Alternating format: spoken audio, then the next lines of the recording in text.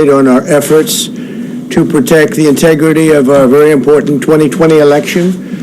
If you count the legal votes, I easily win. If you count the illegal votes, they can try to steal the election from us. If you count the votes that came in late, we're looking at them very strongly, but a lot of votes came in late. I've already decisively won many critical states, including massive victories in Florida, Iowa, Indiana, Ohio. To name just a few, we won these and many other victories despite historic election interference from big media, big money, and big tech. As everybody saw, we won by historic numbers. And the pollsters got it knowingly wrong. They got it knowingly wrong. We had polls that were so ridiculous, and everybody knew it at the time. There was no blue wave that they predicted. They thought there was going to be a big blue wave. That was false. It was done for suppression reasons. But instead, there was a big red wave. And it's been properly acknowledged, actually, by the media. They were, I think, very impressed. But that was after the fact. That doesn't do us any good. We kept the Senate despite having twice as many seats to defend as Democrats. And in a really much more competitive states, we did a fantastic job with the Senate. I think we're very proud of what's happened there. We had many more seats to defend. They spent almost $200 million on Senate races in South Carolina and Kentucky alone, 2 races, and hundreds of millions of dollars overall against us. At the national level, our opponents' major donors were Wall Street bankers and special interests. Our major donors were police officers, farmers, everyday citizens. Yet for the first time ever, we lost 0 races in the House. I was talking to Kevin McCarthy today. He said he couldn't believe it. 0 races. Very unusual thing, 0. And actually won many new seats with, I think, many more on the way. This was also the year of the Republican woman. More Republican women were elected to Congress than ever before. That's a great achievement. I won the largest share of non-white voters of any Republican in 60 years, including historic numbers of Latino, African American, Asian American, and Native American voters, the largest ever in our history. We grew our party by 4 million voters, the greatest turnout in Republican Party history. Democrats are the party of the big donors, the big media, the big tech, it seems, and Republicans have become the party of the American worker, and that's what's happened. And we're also, I believe, the party of inclusion. As everyone now recognizes, media polling was election interference in the truest sense of that word by powerful special interests.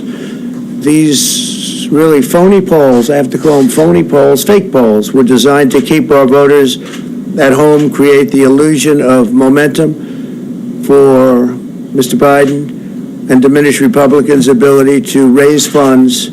They were what's called suppression polls. Everyone knows that now. And it's never been used to the extent that it's been used on this last election. To highlight just a few examples, the day before election, Quinnipiac, which was wrong on every occasion that I know of, had Joe Biden up by 5 points in Florida, and they were off by 8.4 points, and I won Florida easily. So they had me losing Florida by a lot, and I ended up winning Florida by a lot. Other than that, they were very accurate. They had him up 4 points in Ohio, and they were off by 12.2 points. And I also won Ohio, great state of Ohio, very easily. The Washington Post had Biden up 17 points in Wisconsin, and it was basically even. They were off by about 17 points, and they knew that. They're not stupid people. They knew that. Suppression.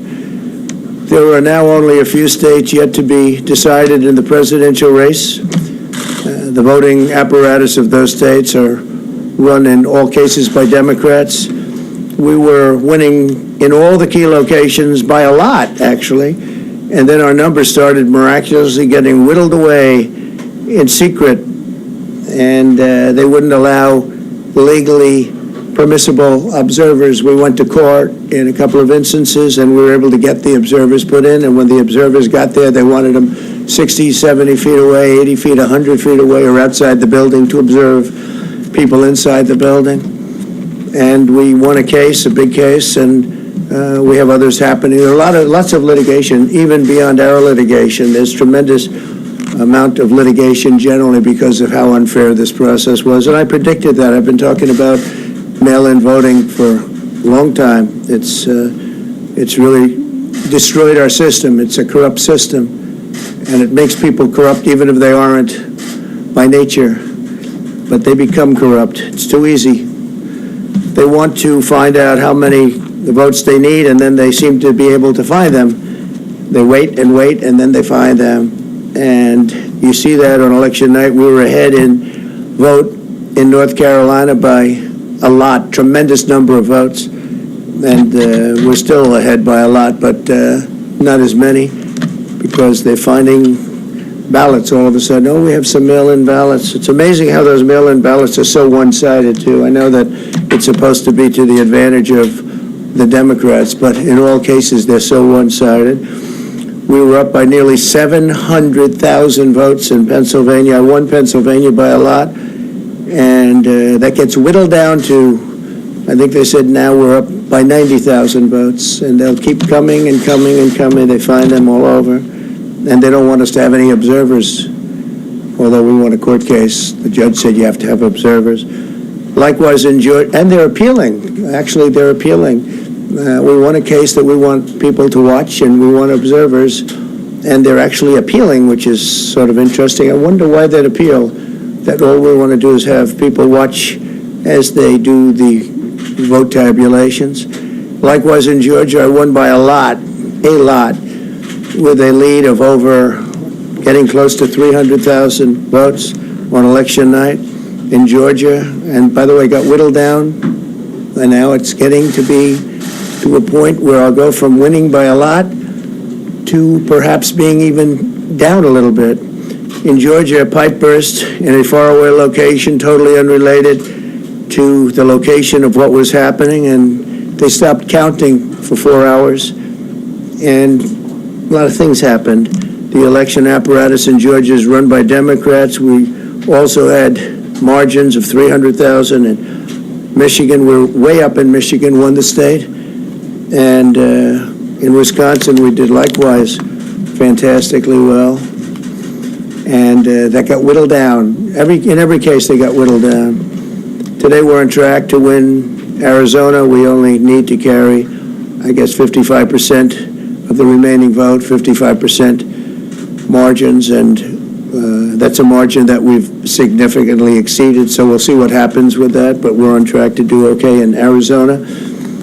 Our goal is to defend the integrity of the election. We will not allow the corruption to steal such an important election, or any election for that matter, and we can't allow anybody to silence our voters and manufacture results. I've been doing a lot of public things for a long time. I've never had anything that's been as inspirational, by people calling, talking, sending things to us. I've never seen such love and such affection and such spirit as I've seen for this. People know what's happening, and they see what's happening, and it's before their eyes. And there are many instances which will be reported very shortly.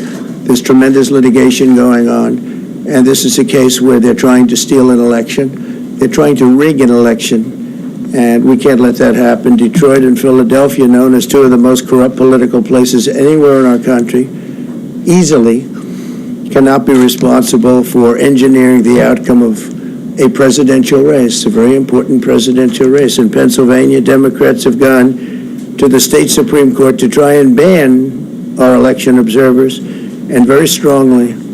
Now, we won the case, but they're going forward. They don't want anybody in there. They don't want anybody watching them as they count the ballots. And I can't imagine why. There's absolutely no legitimate reason why they would not want to have people watching this process, because if it's straight, they should be proud of it. Instead, they're trying, obviously, to commit fraud. There's no question about that. In Philadelphia, observers have been kept far away, very far away, so far that people are using binoculars to try and see, and there's been tremendous problems caused. They put paper on all of the windows so you can't see in, and the people that are banned are very unhappy and become somewhat violent. The 11th Circuit ruled that in Georgia the votes have been in by Election Day, that they should be in by Election Day, and they weren't. Votes are coming in after Election Day. And they had a ruling already that you have to have the votes in by Election Day. To the best of my knowledge, votes should be in by Election Day. And they didn't do that. Democrat officials never believed they could win this election honestly. I really believe that.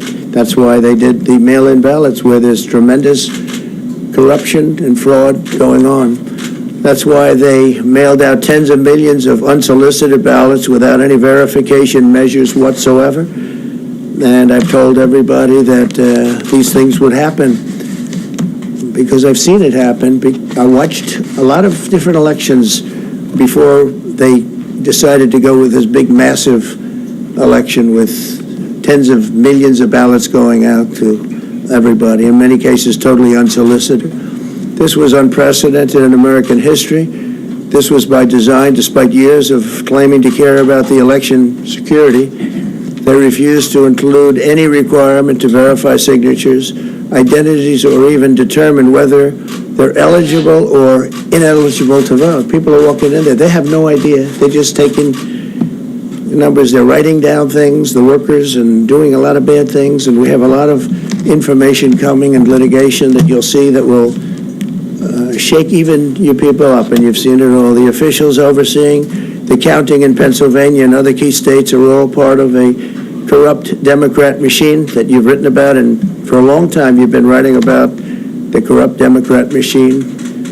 I went to school there, and I know a lot about it. It hasn't changed. It's a long time ago, and hasn't changed. It's gotten worse. In Pennsylvania, partisan Democrats have allowed ballots in the state to be received 3 days after the election, and we think much more than that. And they're counting those without even postmarks or any identification whatsoever. So you don't have postmarks, you don't have identification. There have been a number of disturbing irregularities across the nation. Our campaign has been denied access to observe any counting in Detroit. Detroit is another place, and I wouldn't say it has the best reputation for election integrity. Poll workers in Michigan were duplicating ballots, but when our observers attempted to challenge the activity, those poll workers jumped in front of the volunteers to block their view so that they couldn't see what they were doing. And it became a little bit dangerous. One major hub for counting ballots in Detroit covered up the windows again with large pieces of cardboard, and so they wanted to protect and block the counting area. They didn't want anybody seeing the counting, even though these were observers who were legal observers that were supposed to be there. In Detroit, there were hours of unexplained delay in delivering many of the votes for counting. The final batch did not arrive until 4 in the morning, and even though the polls closed at 8 o'clock, so they brought it in, and the batches came in, and nobody knew where they came from. We've also been denied access to observe in critical places in Georgia.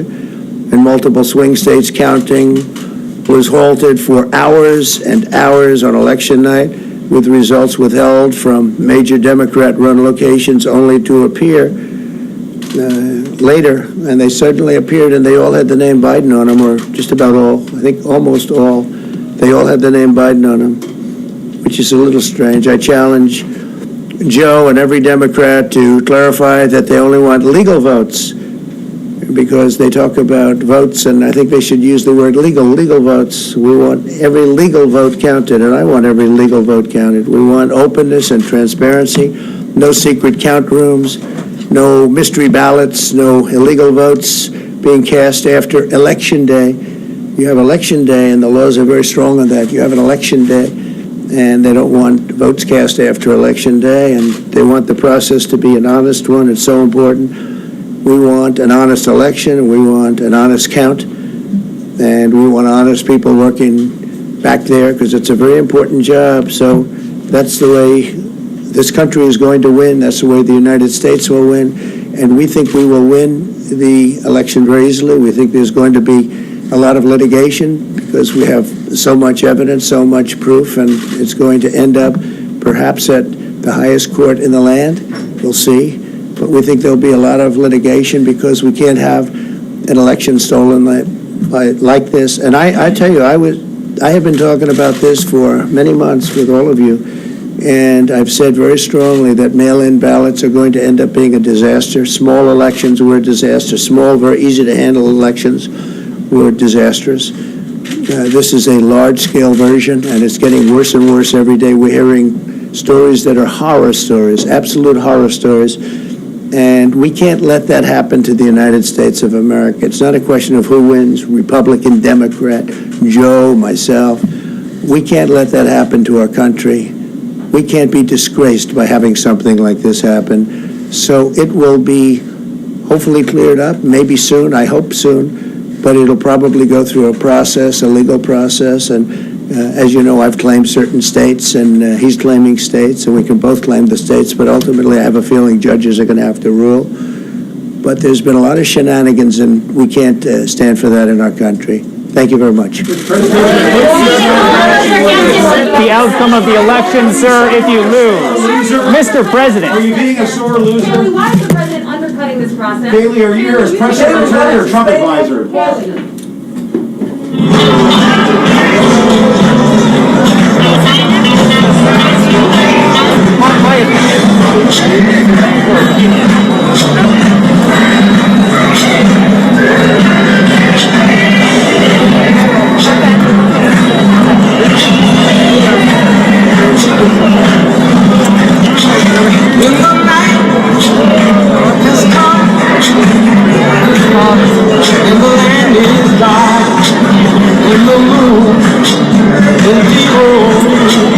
Like we'll see.